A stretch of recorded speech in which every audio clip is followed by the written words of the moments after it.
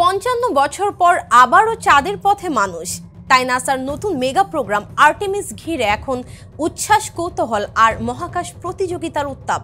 মনে করা হচ্ছে এই মিশন শুধু চাঁদে ফেরা নয়, এটি মানবজাতির ভবিষ্যৎ মহাকাশ যাত্রার এক নতুন সূচনা। নাসার আর্টেমিস মিশন ঘিরে এখন প্রশ্ন, মানুষের পরবর্তী পদচিহ্ন পড়বে কবে, আর কে হবেন সেই ইতিহাসের অংশ?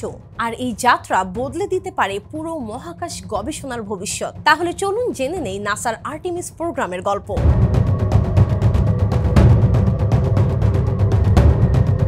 চাঁদ শুধু আকাশের একটা উপগ্রহ নয়, বিজ্ঞানীদের কাছে এটি ভবিষ্যতের এক পরীক্ষাগার।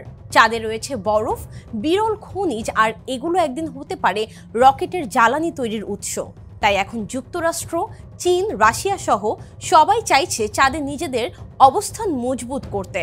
শুধু চাইছে বললে ভুল হবে, তারা রীতিমতো ঘাট বেঁধে নেমেছে চন্দ্র জয়ের দৌড়ে। নাসার এই মেগা প্রকল্পের নাম আর্টেমিস। অ্যাপোলো মিশনের পর এটি যুক্তরাষ্ট্রের প্রথম চন্দ্র অভিযানের বিশাল এক পরিকল্পনা।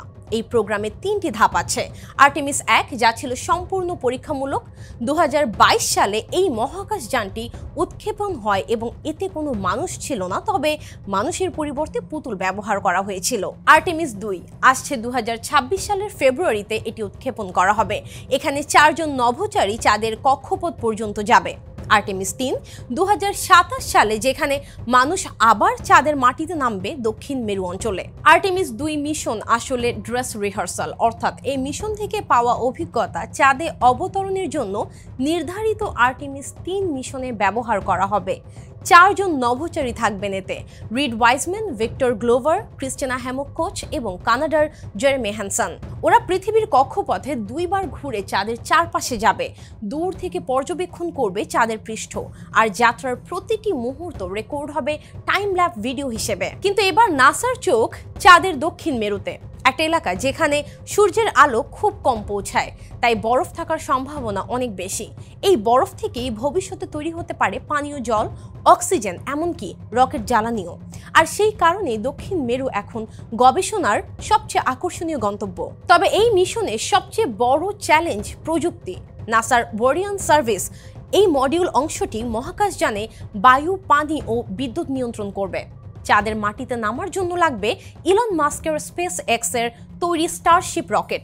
এই রকেট সফলভাবে কাজ না করলে পুরো মিশনটাই পিছিয়ে যেতে পারে। অন্যদিকে চীনও পিছিয়ে নেই, তাদের লক্ষ্য 2030 সালের মধ্যেই চাঁদে মানুষ পাঠানো। তাই যুক্তরাষ্ট্র চায় আর্টেমিস 3 এর মাধ্যমে সবার আগে সফল হতে। চাঁদে কারা আগে পৌঁছাবে সেটা শুধু গর্বের বিষয় নয়, এটা ভবিষ্যতের মহাকাশ অর্থনীতির প্রতিযোগিতাও। চাঁদে মানুষের পদচিহ্ন কি আবার পড়বে? নাসার আর্টেমিস প্রোগ্রাম হয়তো উত্তর দেবে সেই প্রশ্নের, কিন্তু এক জিনিস নিশ্চিত, এই মিশন মানবজাতির ভবিষ্যৎ মহাকাশ যাত্রার এক নতুন দরজা খুলে দিবে।